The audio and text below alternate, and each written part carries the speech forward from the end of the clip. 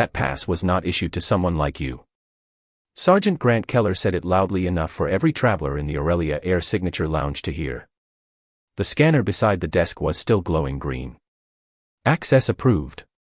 Danielle Brooks stood beneath the soft gold lights with her telephone in one hand and a small black travel bag at her feet. She wore a simple camel-colored coat, no designer logo, no assistant, no security team. Nothing about her appearance matched the story Grant had already created in his mind. Around them, conversations faded. A businessman lowered his newspaper. A woman near the window stopped stirring her coffee. Behind the marble counter, Lena Ortiz stared at the green screen as if it were the only honest thing left in the room. Danielle looked at Grant, then at the airport police badge on his uniform. "The system verified my identity," she said. Her voice was calm. That seemed to bother him more than anger would have. "Systems make mistakes," Grant replied. "You need to leave." Claire Whitmore, the lounge manager, stood a few feet behind him with her arms folded. She did not look surprised. She looked prepared. In fact, a printed incident form was already resting beside her keyboard, though Danielle had been inside the lounge for less than 4 minutes. If stories about courage, dignity, and justice matter to you, subscribe and stay with this one, because Grant Keller had no idea whose company name was printed above every gate in the terminal. Danielle glanced toward the windows overlooking the wet runway. An Aurelia Air jet moved slowly through the rain, its silver tail carrying the gold emblem she had sketched on a legal pad nearly 18 years earlier. No one in the room knew that. That was the point. She could have made one telephone call and ended the confrontation. Ethan Cole, the airline's chief executive officer, was waiting upstairs with the board. Michael Chin from corporate compliance was monitoring the inspection from another terminal. But Danielle did not reach for either of them. Instead, she watched Lena. The young employee's face had gone pale. 2 nights earlier, Lena had sent an anonymous message describing how valid black passengers were repeatedly challenged, delayed, and removed after Claire claimed the scanner had malfunctioned. Danielle had come alone to discover whether those complaints were true. Now the truth was standing directly in front of her, wearing a badge. "Please scan it again," Danielle said. Claire gave a thin smile. "We already have enough information." "Then the record should confirm my access." Grant stepped closer, careful not to touch her, but close enough to make the threat clear. "You are refusing a lawful instruction." Danielle held his gaze.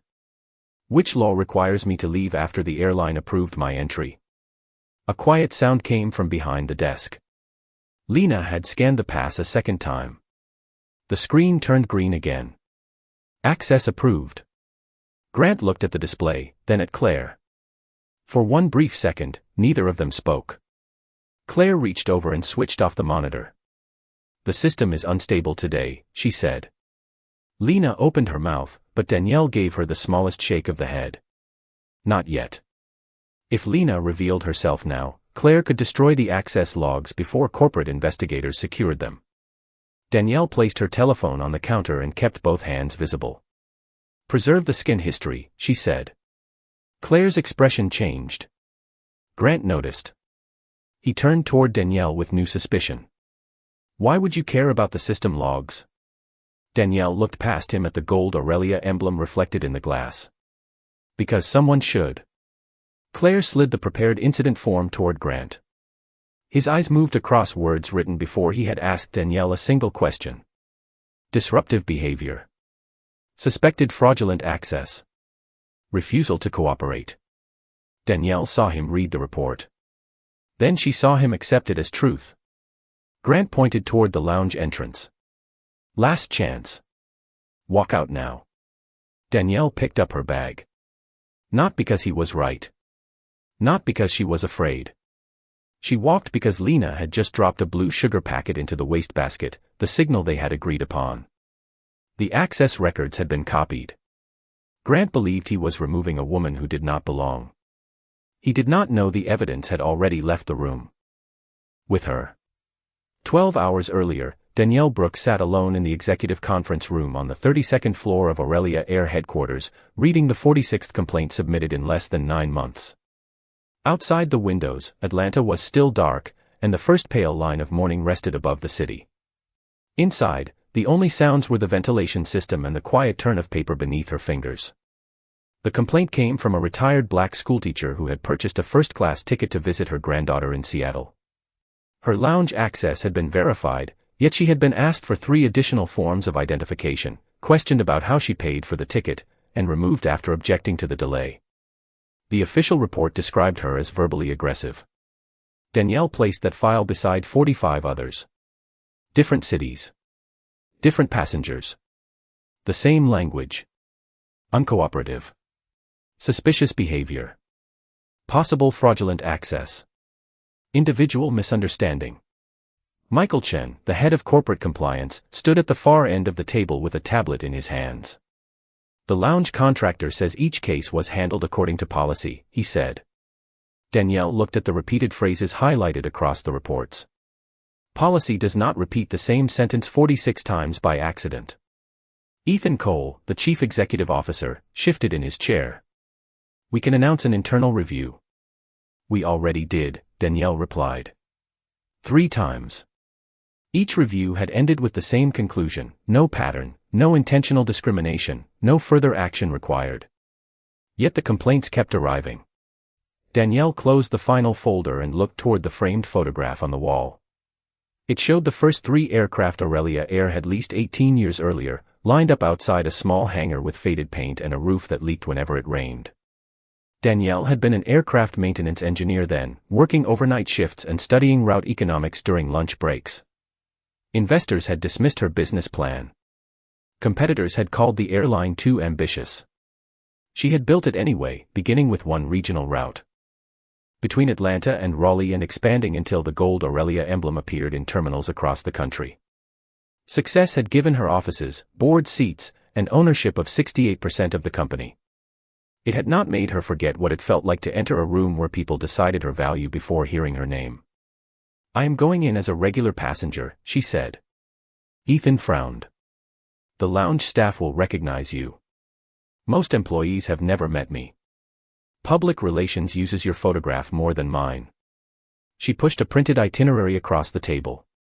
The reservation used her full legal name but contained no executive designation, no special service code, and no notification to airport management. She would travel alone, carry her own bag, and enter the signature lounge with the same digital pass issued to every eligible passenger. Only Ethan, Michael, and one compliance technician would know where she was. Michael hesitated before speaking. There is someone inside the lounge who contacted us anonymously. He placed a single page in front of Danielle. The message came from Lena Ortiz, a 24-year-old customer service employee. Lena claimed her manager regularly ordered valid access logs deleted after black passengers were removed. She had offered to preserve a copy if corporate investigators created a secure method. Danielle read the message twice. Protect her identity, she said. No retaliation, even if the inspection fails. Ethan studied Danielle across the table. You could expose yourself to a difficult situation. Danielle gathered the files into one neat stack. That is the situation our passengers have already faced. By 7:30 that morning, she was standing in the airport security line wearing a simple camel-colored coat and carrying a small black travel bag. No assistant walked beside her. No executive vehicle waited downstairs. Above the concourse, the Aurelia Air emblem glowed across a row of departure screens. Travelers moved beneath it without knowing the woman who had drawn that symbol was standing among them. Danielle looked toward the distant entrance of the signature lounge and saw Lena waiting behind the marble counter. Then Claire Whitmore stepped into view, followed by an airport police sergeant receiving a free cup of coffee from a nearby vendor. Danielle watched the 3 of them for several seconds. The inspection had not officially begun, but the pattern was already moving toward her. Sergeant Grant Keller crossed the terminal with the easy confidence of a man who believed every door should open before he reached it. Vendors greeted him by name. Security agents nodded as he passed. At the coffee stand near Gate B12, the cashier placed a large dark roast on the counter before he ordered, and Grant accepted it without reaching for his wallet. No one reminded him to pay. No one asked whether the privilege had become a habit. His uniform was pressed, his silver badge polished, and his expression carried the calm certainty of someone who had spent years being obeyed. In official records, Grant was described as experienced, decisive, and dependable under pressure. He had received commendations for coordinating emergency evacuations and locating missing children in crowded terminals. His photograph hung in the airport police office beside a framed letter from the city council. Yet another part of his record existed only in quiet conversations. Employees knew that Grant trusted instinct more than procedure. Once he formed an opinion about a traveler, evidence rarely changed it. Claire Whitmore understood this better than anyone. She had managed the Aurelia Air Signature Lounge for 6 years and knew exactly which words would bring Grant to her desk without questions. Suspicious behavior. Possible stolen credentials. Making premium guests uncomfortable. The phrases sounded neutral, but Claire used them selectively. She never needed to say race. She only needed to describe a black passenger as out of place, and Grant usually completed the story himself. That morning, Claire stood behind the marble counter watching Danielle approach with a small travel bag and a digital boarding pass. Danielle wore a simple camel-colored coat and comfortable shoes. She had no assistant, no expensive luggage, and no visible sign of executive status. Claire noticed those details before she noticed the confirmed first-class itinerary on the screen. Lena Ortiz noticed something else. She recognized Danielle from the secure instructions Michael Chen had sent before dawn. The message had contained no photograph, only a procedure. If a designated passenger arrived and access was questioned despite system approval, Lena was to copy the scan history, preserve the local audit log, and place a blue sugar packet in the wastebasket when the transfer was complete. Lena kept her face neutral as Danielle stepped forward. "Good morning," she said. Danielle returned the greeting and held her telephone near the scanner. A clear tone sounded. The screen turned green. Access approved. Lena began to welcome her inside, but Claire moved closer and looked at the pass. "Scan it again," she said. Lena did. The light turned green a second time. Claire studied Danielle from her coat to her travel bag. "May I see another form of identification?" Danielle handed over her driver license. The name matched the boarding pass exactly. Claire examined it longer than necessary, then looked toward the lounge seating area, where several travelers were already watching. "There may be a system issue," she said. Danielle remained calm. "What issue?" Claire did not answer. She returned the license but kept her hand near the counter telephone. Lena felt the tension rise beneath the soft music and muted departure announcements. Danielle entered the lounge after the system confirmed her access for a third time and chose a seat near the windows overlooking the runway. She placed her telephone on the table and waited. Claire stepped into the service office, closed the door, and called Grant. "I have someone here who does not fit the profile," she said. Grant took a slow drink of coffee. "Did the pass fail?" Claire looked through the glass at Danielle. "Not exactly." "Then what is the problem?" Claire lowered her voice. "I think she may be using someone else's account. The guests are noticing." Grant did not ask which guests. He did not ask whether identification matched. He did not request the scan history. He simply turned toward the lounge and began walking. As he approached, Lena saw Claire open an incident report and type several phrases before Grant had spoken to Danielle. Suspected fraudulent access. Refusal to cooperate. Disruptive behavior. At the window table, Danielle watched Grant enter the lounge and noticed how quickly employees moved aside. He looked first at Claire, then at the waiting report, and only then at the woman he had already decided did not belong. Grant stopped beside Danielle's table and looked down at her boarding pass as though the green approval on the screen had never existed. "I need you to come with me," he said. Danielle remained seated. Rain moved in silver lines across the lounge windows, and an Aurelia Air jet rolled slowly toward the runway beyond the glass. "For what reason?" she asked. Grant glanced toward Claire before answering. "There is a question about your access. The scanner approved it 3 times. His expression tightened. "I did not ask what the scanner said." Danielle looked past him toward the counter. Lena stood beside the terminal with both hands resting near the keyboard. Claire watched her closely. The young employee had already taken a risk by contacting corporate compliance. One careless word could identify her as the source before the audit records were secure. Please verify the pass again, Danielle said. Grant turned toward Lena. Do it. Lena lifted the scanner and held it over Danielle's telephone. A clear tone sounded. The screen turned green. Access approved. No one spoke for a moment. The confirmation was bright enough for Grant, Claire, and several nearby passengers to see. Lena drew a careful breath. Her access is valid, she said. Claire immediately reached across the counter and switched off the display. That terminal has been unreliable all week. Lena looked at her. There have not been any reported errors. Claire's eyes sharpened. Return to the service desk. Lena hesitated.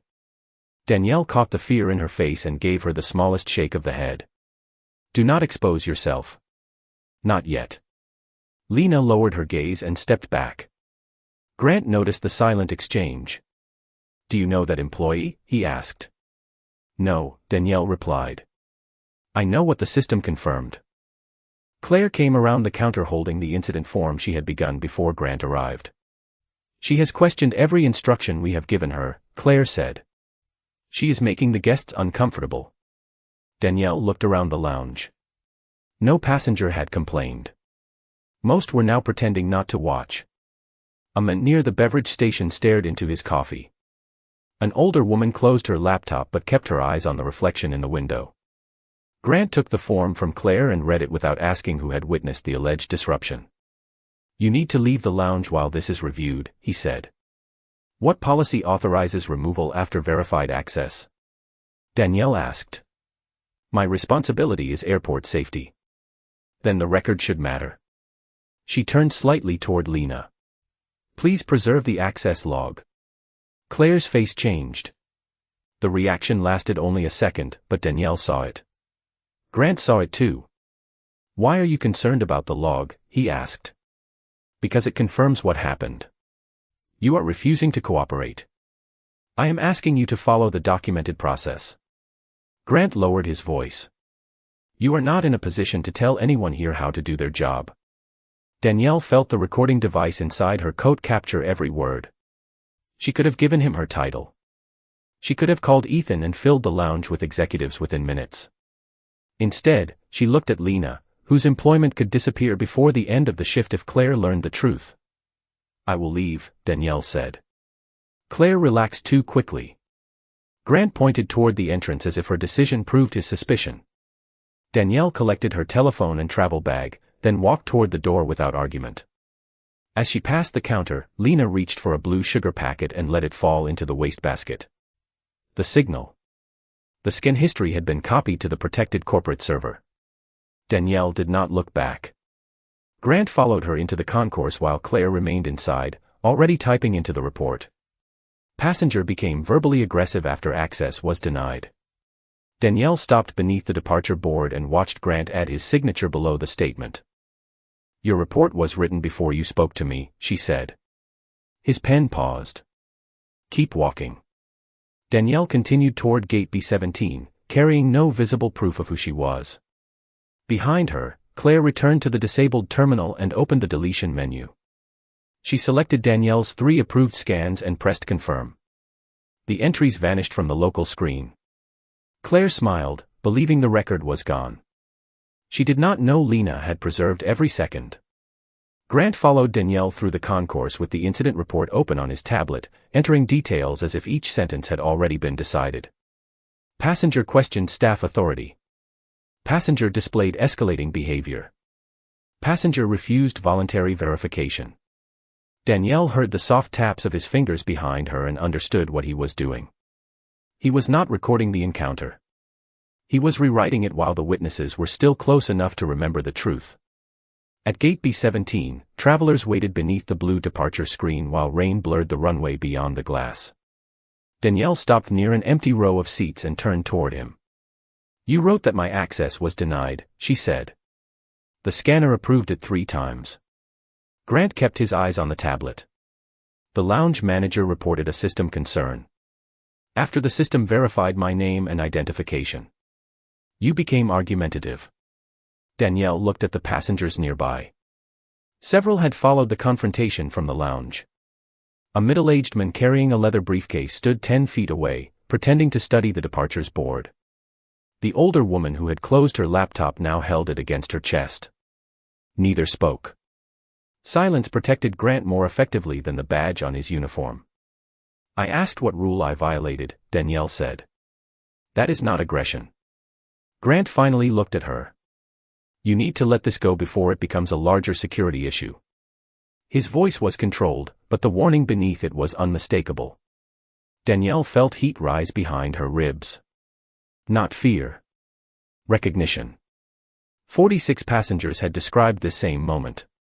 A valid pass questioned. A calm objection renamed hostility. A false report created before. The traveler could defend herself. She was no longer reading their accounts from a conference table. She was standing inside the machinery that produced them. Claire appeared at the far end of the concourse, walking quickly with Danielle's printed incident form in one hand. She handed it to Grant and spoke quietly enough that nearby travelers could not hear. "The access history is gone. The terminal shows no successful entry." Grant glanced at Danielle with renewed certainty. "There is no record that you were approved." Danielle held his gaze.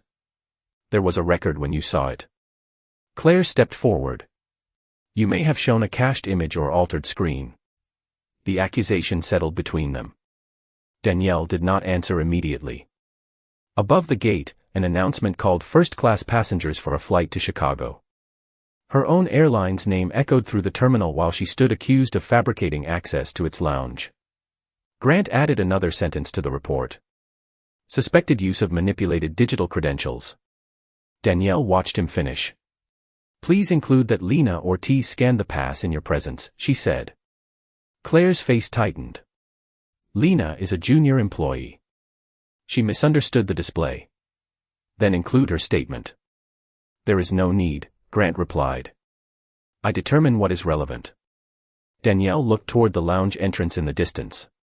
Lena stood behind the glass, motionless, with one hand resting near the keyboard.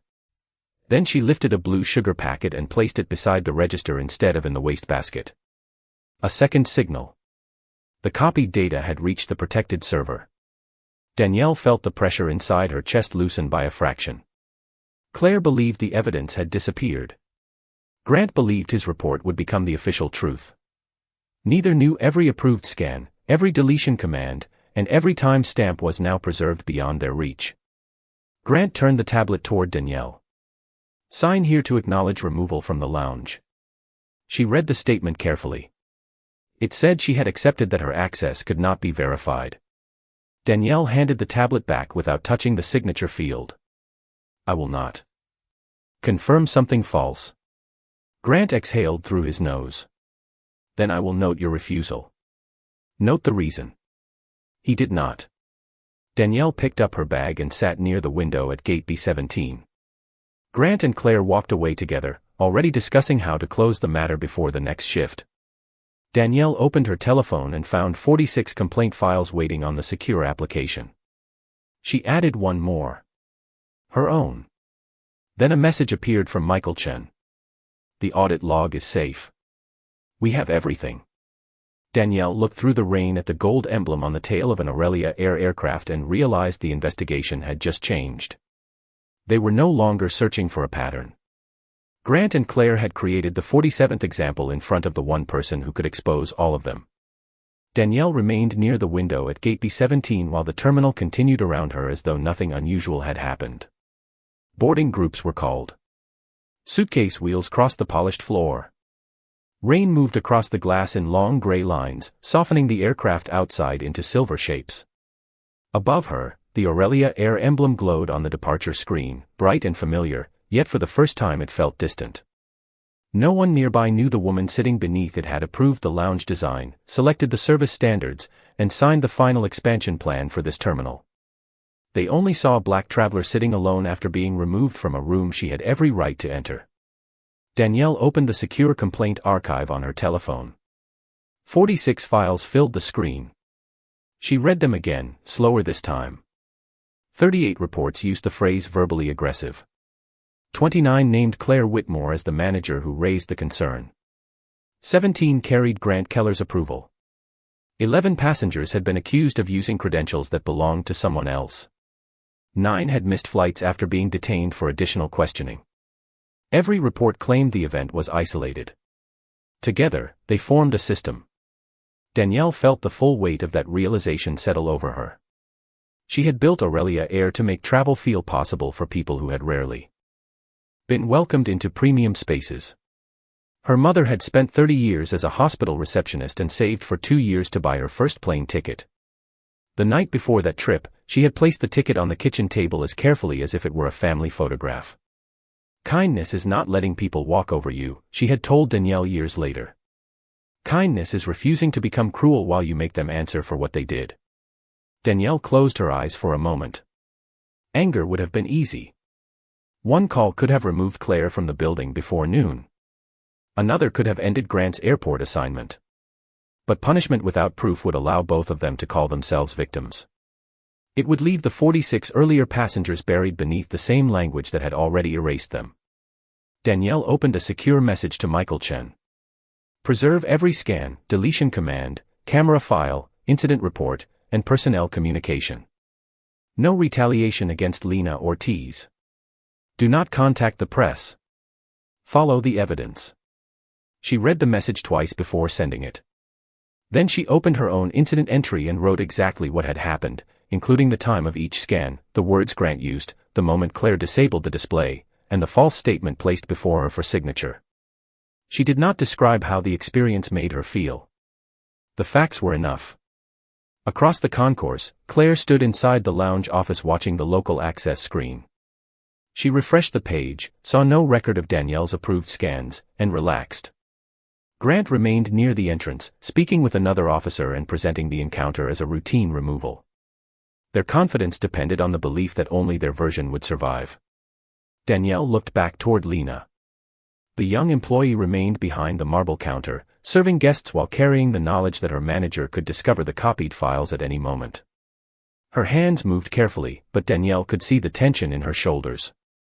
Protecting Lena mattered now as much as exposing Claire. The investigation could not demand courage from the least powerful person in the room and then abandon her when the truth became inconvenient. A boarding announcement echoed overhead. Danielle's scheduled flight to Chicago began accepting first-class passengers. She did not stand. The board meeting upstairs had already been delayed, though Grant and Claire did not know why. Her telephone vibrated once. Michael had received the evidence. A second message followed. Executive team approaching from the North Concourse. Danielle placed the telephone beside her and watched the reflections move across the wet glass. At the far end of the terminal, Ethan Cole appeared with Michael, the airline's general counsel, and 3 members of the board. They were walking quickly. Airport employees began recognizing them one by one. Heads turned. Conversations slowed. Grant noticed the group and straightened his uniform. Claire stepped out of the lounge, confused by the sudden attention. Ethan did not look toward either of them. His eyes found Danielle sitting beneath the Aurelia Air sign, alone beside her travel bag. Then he changed direction and walked directly toward her. Ethan Cole stopped in front of Danielle, followed by Michael Chen, the general counsel, and 3 members of the Aurelia Air board. The movement of the terminal seemed to slow around them. Grant straightened his shoulders, expecting a security briefing. Claire stepped closer, arranging her expression into professional concern. Ethan ignored them both. "Ms. Brooks," he said, "we delayed the board meeting when we learned the owner had been removed from her own lounge." The words carried across gate B17 with no need for repetition. Grant looked at Danielle, then at the gold Aurelia Air emblem above the departure screen. His face tightened as the meaning settled in. Claire's hand stopped halfway to the folder she was carrying. Danielle rose slowly, lifting her travel bag from the floor. She did not look triumphant. She looked tired. "The owner?" Grant asked. Ethan turned toward him. "Danielle Brooks founded Aurelia Air and holds the controlling interest in the company." Nearby passengers began looking up from their telephones. The businessman with the leather briefcase lowered it to his side. The older woman who had watched from the lounge moved a few steps closer. Claire found her voice first. "There has been a misunderstanding." The access system appeared unreliable. Michael opened his tablet. The system recorded 3 successful scans under Ms. Brooks's verified passenger profile. Claire shook her head. Those entries were not visible when I checked. They were deleted locally at 9:42 this morning, Michael replied. The audit server preserved the original records and the deletion command. Claire's eyes moved toward Lena, who stood behind the lounge counter. Danielle noticed the accusation forming before Claire spoke. She must have changed something. Lena followed company policy, Danielle said. Her voice remained calm, but it carried across the concourse with greater force than Grant's earlier commands. Her employment is protected. Lena's shoulders lowered slightly, though she still held the edge of the counter with both hands. Grant stepped forward. I acted on information provided by lounge management. I had no way to know who you were. Danielle turned toward him. Would the facts have mattered if I did not own anything? He said nothing. Rain struck the windows behind her, and the sound filled the space between them. Danielle continued. You saw the scanner approve my access. You saw identification that matched the ticket. You signed a report saying the opposite. Grant glanced at Claire. She told me the pass might be fraudulent. And you chose her assumption over the evidence in front of you. His expression shifted from disbelief to calculation. This can still be resolved internally. Danielle looked toward the travelers gathered near the gate. That is how 46 earlier complaints disappeared. Michael turned the tablet so Grant and Claire could see the screen.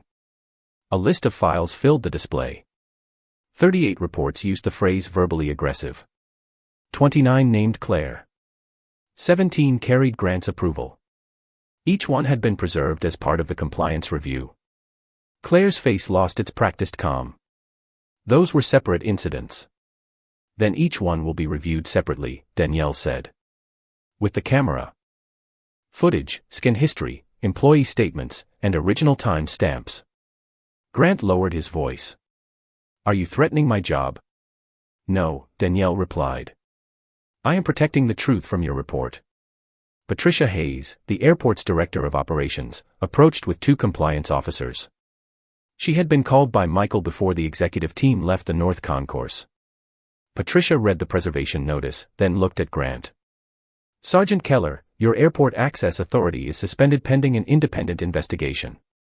Turn over your tablet and incident records. Grant stared at Danielle as though waiting for her to stop the process. She did not. Claire was escorted to a private office and instructed not to access any company system. Lena stepped out from behind the counter, holding a small storage device containing the copied logs. She placed it in Michael's hand. Danielle gave her a quiet nod. The young employee had done what people with far more authority had refused to do. Ethan asked whether Danielle wanted the board meeting moved to another location. She looked back at the lounge entrance, where the green access light still glowed beside the door. No, she said. We will meet inside. Then she walked toward the room from which she had been removed. This time, no one blocked her path. The board meeting began inside the same lounge Danielle had been ordered to leave less than an hour earlier. No one touched the catered breakfast. No one opened the presentation folders arranged along the glass table. Danielle stood beside the window while rain streaked the runway and asked Michael Chen to place the 47 complaint files on the screen. One by one, the repeated phrases appeared. Verbally aggressive. Suspected fraudulent access. Refusal to cooperate. Each report had transformed a verified passenger into a problem that needed to be removed. We are not treating this as one incident, Danielle said. We are reviewing every decision, every deletion, and every person who approved the record. Aurelia Air hired an independent civil rights firm to lead the investigation. Airport management opened a separate review of Grant Keller's conduct. Claire Whitmore was placed on administrative leave, and Lena Ortiz received written protection against retaliation. Over the next 3 months, investigators recovered security footage, scan histories, internal messages, and archived reports from 6 terminals. The pattern became impossible to dismiss. Claire had ordered valid access records removed after 29 confrontations. She had also prepared incident forms before speaking with passengers, often using identical language. Grant had signed 17 of those reports without reviewing the scanner data or interviewing neutral witnesses. When questioned, Claire insisted that she had been protecting the atmosphere of the lounge. The investigator asked her to define what kind of passenger threatened that atmosphere. She could not answer without revealing the prejudice hidden beneath her professional language. Aurelia Air terminated her contract after the final report confirmed deliberate falsification of company records and discriminatory enforcement of lounge policy. Grant appeared before a public airport oversight hearing wearing his uniform but no longer carrying supervisory authority. At first, he described the encounters as misunderstandings created by faulty technology and difficult travelers. Michael displayed the preserved log from Danielle's visit. 3 successful scans. 1 deletion command from Claire's account. 1 report signed by Grant after he personally watched the screen turn green. Lena testified next. Her voice trembled at the beginning, but it grew steadier as she described the passengers who had been embarrassed, delayed, and removed. Several of those travelers sat behind her, including the retired teacher whose complaint had first caught Danielle's attention.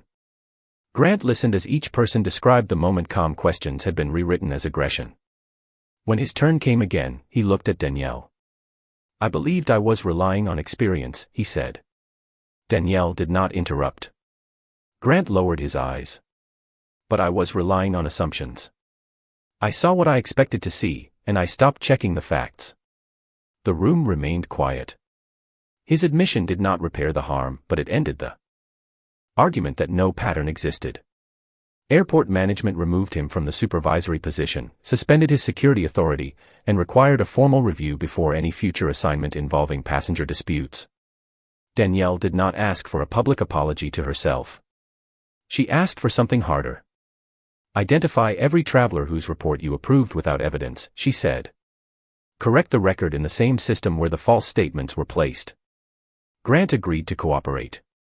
Over the following months, he reviewed old reports with independent investigators and contacted affected passengers through their attorneys. 41 files were corrected. 9 travelers received reimbursement for missed flights and related expenses. Others received written acknowledgement that their access had been valid and their conduct had been misrepresented. Danielle also changed the system that had allowed the pattern to continue. No single manager could delete access records. Every removal required 2 employees, automatic camera preservation, and written notice explaining the exact policy involved. Anonymous complaints were routed outside local management. Lena was promoted to regional compliance trainer, not because she had protected the owner, but because she had protected the truth when she believed no powerful person was watching. At the final board review, Ethan asked Danielle whether she felt justice had been served. She looked through the window at travelers crossing the terminal beneath the gold Aurelia emblem. "Justice is not making one person afraid," she said. "It is making the next passenger safe." 1 year later, Danielle Brooks returned to the Aurelia Air Signature Lounge without an announcement, an assistant, or an executive escort. She wore the same camel-colored coat and carried the same small black travel bag. Morning light stretched across the terminal floor, and aircraft moved beyond the glass beneath a clear blue sky. The gold Aurelia emblem still hung above the entrance, but the system behind it had changed. Access decisions now required recorded verification. Scan histories could not be deleted by local managers. Passenger removals triggered. Automatic camera preservation and independent review. Danielle approached the counter, presented her boarding pass, and watched the scanner turn green. Lena Ortiz looked up from the terminal. She was now the regional compliance trainer, but her welcome remained simple and sincere. "Good morning. Please come in." She did not announce Danielle's title. She did not need to. Danielle chose a quiet seat near the window and placed her coffee on the table. A few minutes later, an older black woman approached the entrance with her granddaughter. The woman wore a modest navy coat and carried a faded leather purse with a repaired strap. She held her telephone carefully, uncertain whether she had opened the correct pass. Her granddaughter whispered instructions while travelers gathered behind them. Lena smiled and offered help without impatience. The scanner sounded. Green light. Access approved. "Welcome in, Mrs. Harris," Lena said. No extra identification was demanded. No questions were asked about how she purchased the ticket. No one inspected her clothing or searched her face for signs that she belonged. The door opened, and the two travelers entered together. Mrs. Harris looked around the lounge with quiet wonder before choosing a table near the windows. Her granddaughter pointed toward an Aurelia aircraft preparing to leave for Seattle. Danielle lowered her eyes to her coffee as emotion pressed gently against her chest. The 46 passengers who came before her could not recover the dignity taken from them in those public moments, but their complaints had not disappeared. Each corrected report now carried an official acknowledgement. Reimbursements had been issued. Employees had been retrained. Independent reviewers continued examining passenger disputes. The company had learned that fairness could not depend on whether a powerful person happened to be watching. Outside the lounge, Grant Keller stood near the public seating area in ordinary clothes. He no longer held supervisory authority at the airport. He had spent months helping investigators correct the reports he once approved without evidence. That morning, he had arrived to sign the final affidavit connected to one of the old cases. Through the glass, he saw Danielle. Then he saw Mrs. Harris and her granddaughter being served with the same respect offered to every other guest. Grant removed his cap and lowered his head. Danielle met his eyes for a brief moment. She did not smile, and she did not look away. Her small nod did not erase what he had done. It recognized only that he had stopped hiding from it. Grant turned and walked toward the administrative offices. Lena passed Mrs. Harris a fresh cup of tea while the granddaughter photographed an airplane lifting into the sunlight. The scanner sounded again near the entrance. Another green light. Another open door.